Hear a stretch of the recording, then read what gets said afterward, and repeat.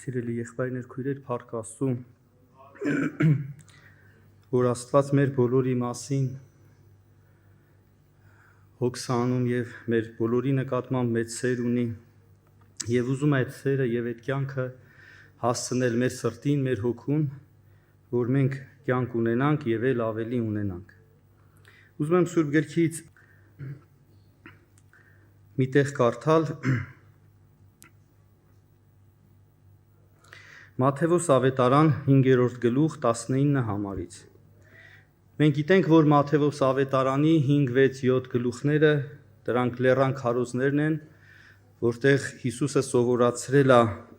իրան գնացող ժողովրդին, եւ ուզում եմ կարդամ, տեսնենք այստեղ ինչա գրված։ Ուստի ով որ այս ամենափոքր պատվիրաններեն մեկը ավերե ու մարդոց այնպես սովորեցնե, անիկա ամենափոքր պիտի կոչվի երկնքի թագավորության մեջ, բայց ով որ ընե եւ սովորեցնե, անիկա մեծ պիտի կոչվի երկնքի թագավորության մեջ։ Քանզի կսեմ ձեզի, եթե ձեր արդարությունը դպիրների ու փարիսեցիների արդարությունից ավելի չլինի, բնավ պիտի չմտնեք երկնքի թագավորությունը։ Եվ նույն Մատթեոս ավետարանի 16 գլխի 24 համարի մեջ այսպես է գրված. Այն ատեն Հիսուս իր աշակերտներին ասավ. Եթե մեկը իմ ետևես գալ կուզե, թող իր անձը ուրանա եւ իր խաչը վերցնե ու իմ ետևես գա։ Վասնզի ով որ կուզե իր անձը ապրեցնել, պիտի կորցնե զանիկա, եւ ով որ ինձի համար իր անձը կորցնե, պիտի գտնե զանիկա։ Քանզի ինչ կշահի մարդը, եթե բոլոր աշխարհը վաստակի ու իր անձը կորցնե կամ իր անձի համար, ինչ ազատ չեք պիտի տա մարդ։ Ինչ ազատ չեք պիտի տա մարդ։ Միջև 26 համարը։ Սիրելի եղբայրներ, քույրեր, ես մտածում եմ, որ բոլորս էլ որ Սուրբ Գիրք կարդացել ենք, այս խոսքերը անպայման կարդացած կլինենք, ուշադրություն դարձրած կլինենք, բայց հետաքրքիր է, որ մեր հոգևոր կյանքի մեջ, օրինակ մարդը, որ եկել է Աստծուն, ապաշխարել է, եւ Հիսուսը, որ այս խոսքերը խոսում է, հետաքրքիր է այն մարդկանց է խոսում, եթե 5-րդ գլխի սկզբի համարից մենք կարդանք, այնտեղ գրված է, որ ժողովուրդը, երբ որ ինքը տեսավ, նստավ, իր աշակերտները առաջի համարում 5-ը այդպես է գրված։ Ես տեսնելով ժողովուրդը լեռը ելավ ու երբ նստավ, իր աշակերտները քովը գացին եւ իր բերանը բանալով կսովորացներ անոնց ու կսեր։ Այսինքն այդ խոսքերը, որոնք Հիսուսը խոսել է այստեղ, այն մարդկանց է խոսել, որոնք եկել են Հիսուսին աշակերտելու, լսելու։ Այսինքն մենք կարանք ասենք, չէ՞ որ մենք էլ ենք այդպես եկել։ Կարող է որոշ մարդիկ մեր մեջ լինեն, նոր լինեն։ Այստեղ որ Հիսուսը սկսել է խոսալ, դες չի որ 3 տարի է Հիսուսը գործունեություն ունեցել, չէ՞, երկրի վրա որ քարոզել է, ոնց է լինի մեր մեջ կարող է մի տարվա հոգևոր լսողներ են եղել, մի քանի օրվա լսողներ են եղել, մի քանի ամսվա լսողներ են եղել։ Մտածում եմ, որ մերպես մարդիկ են եղել, հələ մեզնից ավելի քիչ կարող է, չէ, լսած լինեին, ինչքան որ մենք։ Բայց Հիսուսը այս բաները իրանց հետ է խոսել։ Օրինակ, որ 7-րդ գլխում էլ տենց գրված է, այդ համարն էլ կարդամ եւ կնայենք։ 7-րդ գլխի 13 համարում գրած է. Նեղ դռնից ներս մտեք, վասնզի լայն այն դուռը ընդարձակ այն ճամփան, որ դեպի կորուստ է կտանի եւ շատ որ են անոնք, որ անկե կմտնեն, վասնզի նեղ այն դուռ ու նեղված այն ճամփան, որ դեպի կյանք կտանի եւ քիչ որ են անոնք, որ զանիկա կգտնեն։ Այսինքն Հիսուս այս խոսքերը իրան աշակերտող մարդկանց է սովորացրել, ովքեր որ եկել են իրենից լսելու։ Ինչու համար, ինչքանով է սա հոգևոր կյանքի ընթացքի մեջ կարևոր հարց, սիրելի եղբայրներ, քույրեր։ Մենք բոլորս գիտենք ավետարանից, որտեղ Աստծո սիրո, Աստծո մեծության մասին շատ է խոսվել, եւ հասկանում ենք, որ Աստված մեկ նպատակ ունի մեր կյանքի մեջ։ Սուրբ Գիրքը ցույց է տալի, որ Աստված այնքան շատ է սիրել մարդուն, որ նա իր ամենաթանկը, իր միածին որդին տվել է, որ ով որ նրան հավատա չկորսվի, այլ հավիտենական կյանք ունենա։ Բայց եկեք մի այսպիսի բան նայենք, սիրելի եղբայրներ, քույրեր։ Այսօրվա աշխարհի մեջ ինչքանով է այդ կյանքի այդ տալը իր որդուն, որ Աստված տվել է, եւ ինչքանով է մարդու կողմից դա ընկալվում ճիշտ, եւ մարդն էլ որ տենում է, որ Աստված հասկանում է, որ Աստված սիրել է իրան եւ իր որդուն տվել է, այդ մարդու մոտ ինչքանով այդ փոխադարձերն ու կյանքը ստացվում Աստծո նկատմամբ։ Որովհետև եթե մենակ Սուրբ գրքում գրված լիներ, օրինակ տեսեք, եթե մենք ուշադիր նայենք Սուրբ գրքում Հիսուսը որ սկսել է լեռան քարոզը, նա սկսել է հոգով աղքատ լինելուց, երանելիներից է սկսել, Երանի հոգով աղքատներին, Երանի սգավորներին։ Ինքը եկել է Հիսուսը եղել է այդ հոր սիրո ամենամեծ արտահայտությունը, ամենաթանկը, որ Աստված տվել է մարդկության համար։ Բայց հետաքրքիր է, ինձ ինչ հարցամիշտ հետաքրքր է, ինչքանով է դա ինձ մոտ ստացվում, ընկալել եւ այն Աստված, որ ուզում է ինձի սեր ու կյանք պարգևել, այսքանով է դա իմ մոտ ստացվում եւ իմ մեջ էլ սեր ու կյանք առաջանում այդ Աստծո նկատմամբ։ Որովհետև այսօր եթե դուք նայեք բոլոր աշխարհում, բոլոր շատ քրիստոնեական խմբեր, շատ մարդիկ խոսում են նրա մասին, որ այո, Աստված տվել է, սիրել է, արել է, բայց երկրորդ հարցն է բաց մնում։ Իսկ որ Աստված արել է, օրինակ մենք պատկերացրեք խոսում ենք մի անձնավորության մասին, ասում են, այս մարդը ինքան շատ է սիրում, այս կնոջ համար ամեն ինչ արել է, ամեն ինչ արել է։ Ուզում ենք տենանք այդ կնոջ մոտ ինչպես է ստացվել։ Տենում ենք, որ օրինակ եմ ասում, մի քանի օրինակներ։ Օրինակ ամոթու, որ այդ մարդը իր համար շատ լավ բան արե, մի քանի բան էլ ինքն է անում։ Բայց ինչ որ կրիտիկական ժամանակ, ինչ որ բաներ արտահայտվում է, որ մենք տենում ենք, որ այնտեղ հələ սեր չի առաջացել։ Ոնց որ ինչ որ բաներ լավ է, ամեն բան նորմալ է թվում, ամեն բան լավ է թվում։ Ոնց որ իդեալական այսպես թվանտանիք է, որովհետև բոլորը խոսում են ամուսինը հələ նայեք ինչեր արել էս կնոջ համար։ Բայց որ ուզում ենք տենան կնոջ մոտ ինչ առաջացե, չենք տենում, որ նրա ներսը այնց սեր առաջացե, որ ինքը իր կյանքի ամբողջ հետաքրքրությունը, չէ, այսօրվա աշխարհում մանավանդ։ Այսօրվա աշխարհում հայտարարում են, որ այտենց չել կարա լինի, որ նրա ամբողջ հետաքրքրություն, ամբողջ ուրախությունը իր ամուսինը լինի։ Եվ տենց ընտանիք լինի այս աշխարհում։ Այսօր սատանան այդ ընտանիք հասկացողությունը հենց այնպես չի, որ ջնջում են աշխարհից։ Եվրոպական երկրներ, Ամերիկա եւ այլ։ Որովհետեւ այդ ընտանիքը մենք էլ Քրիստոսի ընտանիքն ենք։ Այսինքն այստեղ հարցը ո՞րն է, սիրելի եղբայրներ, քույրեր, որ ոչ թե միայն այն մյուս կողմն է, որ Աստված տվել է, այո, եթե մարդը իրոք լուրջ ընկալում եւ հասկանում ասա,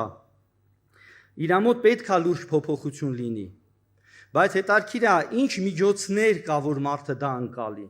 Դուք փորձեք, օրինակ, մարդուն, որ շատ են, չէ, մենակ սեր ասում։ Եվ ինքը եթե երբ է մարդ այդ սիրո մեծությունը զգացել։ Մենք երբ ենք զգացել, որ Աստված մեզ շատ է սիրում։ Երբ որ զգացել ենք, որ մենք այդ սիրուն արժան չենք, ինքը մեզ սիրել է։ Այդ վաղտ ենք զգացել։ Բայց այստեղ էլ բան կա, որ Աստված ուզում է հասցնել մարդու սրտին, որովհետև, սիրելի եղբայրներ, քույրեր, երբ որ մենք չներող ծառայի առակը կարդում ենք, այնտեղ մի հետաքրքիր բան է գրված։ Ես ժամանակի հետ կախված չեմ այդ բոլորը կարդա, բայց հետաքրքիր բան է գրած։ Մի մարդ, որը մեծ պարտք է ունենում։ Մեր եղբայրներից մեկը մոտավոր հաշվել էր, սովորած եղբայր էր այդպես, բանով այդ սովետական կամազներ կա, չէ, մոտավոր չեմ հիշում 10 քանի թե 50 այդ կարգի կամազ ոսկի էր անում այդ պարտքը, այդքան մեծ գումար է եղել, հաշվարկ էին արել, ուղղակի չեմ հիշում 10 թե 50 էր, բայց ուզում եմ պատկերացնեք ինչքան մեծ գումար է եղել, ինչքան պարտք է եղել, այդ մարդը կյանքում այդ պարտքը մարդի Աստծո առաջ արած իր, պատկերացնում եք ինչքան սխալներ պետք է մարդը արած լինի, որ այդքան Աստծուն պարտական լինի։ Մենք մեզի տենց չենք տենում, չէ՞ որ մենք տենց պարտական ենք։ Կարող մտածենք այն մյուսը տենց կարող է պարտական լինի, մենք չէ։ Բայց հետաքրքիր է, այդտեղ մի շատ հետաքրքիր բան է գրված, որին ես ուզում եմ ուշադրություն դարձնենք։ Ասում է, երբ որ նա չուներ այդ կարողությունը վճարելու, իր Տերը ասեց, իր ամբողջ ունեցվածքը վաճառեք, կնոջը, երեխային, ամբողջ ունեցվածքը ինքն էլ բանտը դրեք միջև պարտքը որ տա, որտեվ ինքը պարտք ունի։ Եվ այդ մարդը այդ ծառան ընկավ եւ սկսեց իր տիրոջը խնդրել, ասեց համբերի ինձի կվճարեմ, էլի համբերի։ Այսինքն ամեն ինչ կանեմ, գիշեր, ցերեկ, վերջ ամեն ինչ կանեմ, կաշխատեմ։ Պատկերացրեք, նա ամեն ինչից պետքա զրկվեր։ Մենք էլ ենք տես սպարտական եղե Աստծուն, որ այնքան չարություն ենք արել այդ մեղքերը, այնքան ենք աճացրել, որ դրա հետևանքով կարող է մենք չհասկանանք, բայց մենք կորցնենք ամեն ինչ, որտեղ մեղքը սարսափելի բան է։ Մեղքն է մարդուն մահվան տանում։ Եվ ասում է իր Տերը իրան խղճալով իր վրա շնորհեց։ Մենք գիտենք, որ շնորհք, չէ, ասում ենք շնորհք, շնորհքի տակ ենք։ Այդպիսի շնորհք, սիրելի եղբայրներ, քույրեր, դուք պատկերացնում եք այդքան մեծ պարտք եւ այտենց մեծ շնորհք, որ նա աղաչել է, խնդրել է իր Տիրոջը, այդ ամբողջ պարտքը ասում է շնորհեց իրան։ Ինչ ձև է շնորհքը գործում։ Այդ ինչ ճոխությամբ է գործում, որ այդ ամբողջը ներում է մի հատ իրան խնդրելու համար իր Տերը։ Սիրելի եղբայրներ, քույրեր, ինչքան կարելի է փառք տալ այդ Տիրոջը, ասել էս ինչ Աստված է, չէ՞։ Օրինակ այդ մարդը շնորհակալություն հայտնի, հասկանա ինչ է իր Տերը իր համար արել։ Եվ ինչ կարևոր բան ինքը պետք է տեսնի այդտեղ։ Եվ շարունակության մեջ մենք ինչ ենք տեսնում։ Ասում է այդ մարդը դուրս եկավ, գտավ մի հատ ծառայակից, որը իրան պարտքեր 50 դահեկան։ Էդի շատ չնչին գումար անում նրա համեմատ։ Շատ չնչին։ Որովհետև մոտավորապես այսպես ասեմ, 5000 հոգուն, որ ուզում էին մի կտոր հաց տային, առաքյալ ասեց 300 դահեկանի, չէ՞, թե 100 դահեկանի հաց առնենք, մի կտոր չի հասնի։ Ենթադրենք մի $1000 չափի, այդպես ասենք, մոտավորապես։ Եվ ասում է ինքը, որ այդ ծառայքին տեսավ, ասեց իրան խեղդում էր, ասում էր իմ պարտքը դու։ Եվ իրոք պարտքեր այդ մարդը։ Իրոք պարտքեր։ Այնպես չէր, որ պարտ չէր։ Փաստերով, ապացույցներով, ամեն ինչով պարտքեր այդ մարդին։ Եվ ասում է այդ մարդը ասեց համբերի կտամ էլի կվճարեմ այդ ամեն ինչը։ Իսկ ինքը ասում է չուզեց լսել, բանտը դրեց այդ մարդին։ Միջև որ այդ պարտքը տա։ Եվ հետարքիր մի խոսք է գրած, ասում է եւ նրա ծառայակիցները տենալով այդ հարցը, հետարքիր խոսք է գրած, եկան իրանց Տիրոջը հասկացուցին եղածը։ Ոչ թե եկան պատմեցին ինչ ա եղել, այսինքն հասկացրին խնդիրը որտեղ է, ինչի այդ մարդը տենց վարվեց, հասկացնել, այսինքն այդ խնդիրը խի տենց այդ մարդը արեց։ Եվ Տերը կանչեց այդ ծառային եւ ասեց. «Այդ բոլոր պարտքը չար ծառա, ես քեզ շնորհեցի մի հատ ինձ խնդրելուդ համար»։ Սիրելի եղբայրներ, քույրեր, ով է Աստծուն եկե իր մեղքը, ինչքանով որ հասկացել է։ Մենք գալուց էլ տենց խորը մեր մեղավորությունը ինչ որ չափով հասկացել ենք Աստված գործելա, բայց խորը կարող է չենք էլ հասկացել։ Բայց որ խնդրել ենք Աստված այցելելա, օրհնելա, իր ներկայությունն է եկե։ Մեկ էլ մարդ ասում է, մարդ, ոնց որ տենց որ արեցի սխալ ինքը իր ներկայությունը եկավ, ինձ օրհնեց, կարողանեց Աստված այդքան էլ իմ պարտքերի հետ համաձայն էլի, ասում է ոչինչ, դե որ դու էլի տենց անես, ոչինչ։ Ուրեմն այս չար ծառայի մեջ ինչ առաջացավ, սիրելի եղբայրներ, քույրեր, ինքը գնաց փոխանակ հասկանալու իր Տեր ինչպես վարվեց։ Ինչի ասում ինձ աղաչելուց համար արի, դու էլ արժան չէր տենց անել։ Հա ես քեզնից չպահանջեցի տենց ինպես լրիվ անել, բայց այդ մարդը քեզ ավելի քիչ պարտքեր։ Խիա Աստված ուզում իրապես վերաբերմունք ունենալ, որովհետև իր վերաբերմունքի նպատակը նա է, որ դու էլ այդպիսի մարդ դառնաս, դու էլ ունենաս այդ սիրտը, դու էլ այդպես կյանք ունենաս։ Եթե մենք մենակ ասենք ինքը տենց վարվել է, այո, ինքը ինձ շատ է սիրել, չէ, բայց դու պետք է պարտքը տաս։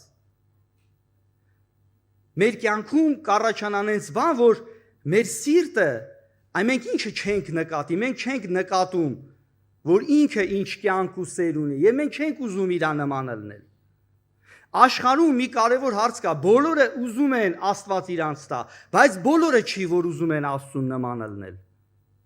Ասում եմ իր նման Ինչի լինեմ։ Եդեմի պարտեզում Աստված որ կյանքի ծառը դրել էր։ Աստծու բնույթը նմանությունը այդ կյանքի ծառի մեջ էր, Քրիստոսի մեջ էր։ Որ մարդը Աստծուն նման լինի։ Նման չի նշանակում արհեստական նմանացնել, ունենալ նույն հատկությունը, ունենալ նույն բնությունը։ Պետրոս առաքյալ ասում է, որով ամենամեծ ու պատվական խոստումներ տրված են մեզ, որ աստվածային բնությանը հաղորդ լինենք։ Աստծու բնությունը այդպիսին է, մենք պետք է հաղորդ լինենք այդ բնությանը։ Ոչ թե միայն օրհնվենք, ոչ թե ներկայությունը զգալուց հետո գնանք նորից չգիտեմ ինչ ապրենք, այլ այդ ներկայությունը մեզ ասի դու էլ ունեցի այդ բնությունը, իսկ ինչպես պետք է ունենալ այդ բնությունը։ Իսկ հնարավոր է ունենալ այդ բնությունը։ Հնարավոր է որ մարդը այդպիսի կյանք ունենա։ Մի եղբայր մի անգամ զրուցում եք մետարկիր բան ասեց ես աշխարհում էսպես եմ եղել, հետո որ ապաշխարել եմ, ես ոնց որ զգում եմ իմ մեջ այդ նույնը մնացել է, միշտ պետք է ես հետևեմ, որ այդ ինչ որ մի հատկություն աշխարհի։ Ենթադրենք օրինակի համար մեկը աշխարհում, ինչ ասեմ, ռեմոնտ անող ա եղել ինչ որ եւ իր մոտ ինչ որ մարմնավոր հատկություններ կա, ինչ որ բաներ ա նկարել, որ հարմար չի։ Օրինակ եմ ասում, այդ օրինակը կապ չունի։ Հիմա ասում եմ միշտ ես զգում եմ, որ իմ մեջ էդի արթնանում է։ Բայց իրելի եղբայրներ քույրեր, հարց առաջացավ, իսկ հնարավոր է փոխվի քո ներսը։ Օրինակ Սուրբ Գիրքը ցույց է տալի Մովսեսին, նայեք, նա որպես մարդ մնացել է, բայց որ Մովսեսը Փարավոնի պալատում կրթված, սովորած, ամեն իմաստությունը ունի, հիմա ուզում ենք տենանք այս Մովսեսի մոտ ինչ է այդ կյանքից մնացել։ Աստված տարավ նրան անապատ, Սուրբ Գիրքը ասում է ջանք արա նեղ դռնից մտնելու, նեղ դուռը քո կյանքը կորցնելու ճանապարհն է, որ գտնես այդ դուռը։ Որտեվ բանկա քոնը պետք է կորցնես, որ նա շահես։ Եվ սիրելի եղբայրներ քույրեր, բոլորիս էլ Աստված իր ասերը ցույց է տալի, բախի բոլորը չեն գնում իրանց կյանքը կորցնելու, բոլորը չեն ուզում։ Եվ այստեղ հետարքիր է Հիսուսը ցույց է տալի, քիչ է նրանք որ կգտնեն, որտեվ Հիսուսի լուծը քաղցր է բեռնել թեթև է։ Էդի պետք է գտնես, էդի պետք է անցնես, որ տենաս։ Որ տենաս Աստված քեզ ինչից կտրեց, ինչ արեց, օրինակ Մովսեսը չասեց, այ մարդ Եգիպտոսից հանիր, բերիր ինձ ոչխար արածելու, ես ինչ եմ անում ըստե։ Որտեղ Մովսեսի կյանքում Աստծու կամքը որ կատարվավ, ասում եմ Մովսեսը այնքան հեզ մարդ էր դառել եւ Աստծուն աղոթք էր անում, ասում էր ինձ սովորացրու քո ճամփատ, որ քեզ ճանաչեմ։ Այդ ինչ մեծ կյանք է ճանաչել Մովսեսը, որ նեղված չի Աստծուց, որ Աստված իրան Եգիպտոսից հանել է, օրինակ չասեց Աստված Եգիպտոսից հանում եմ,